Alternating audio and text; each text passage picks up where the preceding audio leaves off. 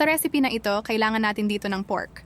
Gumamit pala ako dito ng pork liempo pero pwede naman kahit anong part or pwede rin naman chicken kung ayaw ninyo ng pork. Timplahan lang ito ng soy sauce, calamansi juice, tomato sauce at tomato paste. Then maglagay na rin ng chopped onion at minced garlic. Haluin hanggang mag-combine lahat ng mga sangkap. Maglagay na rin ng konting paminta. Haluin muli at marinate for at least 30 minutes bago ito lutuin para mas manuot ang mga panlasa sa karne.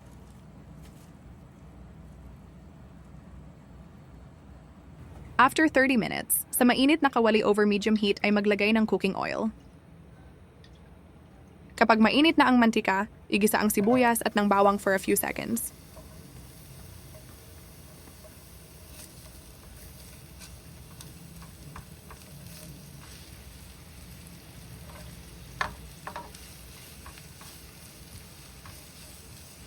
Then sunod na ilagay ang na-marinate na pork.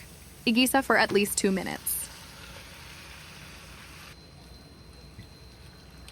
Then cover and simmer for at least 15 minutes over low heat.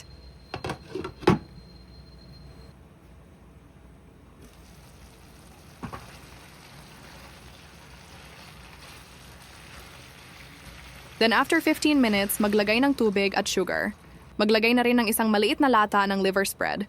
Haluin at takpan. Lower the heat at lutuin until lumambot ang karne.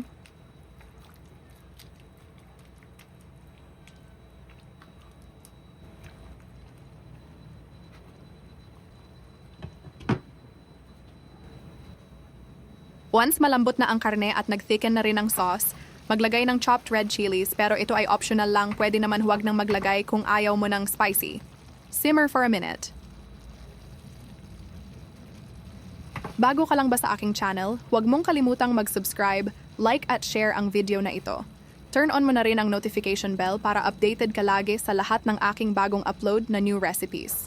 Maraming salamat!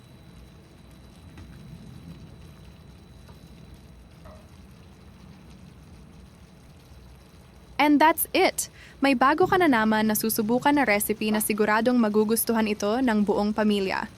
Ang tawag pala sa recipe na ito ay spicy asadong baboy. Make sure lang na dagdagan mo ang isasaing mo na kanin dahil sarsa pa lang nito ay ulam na. Thanks for watching!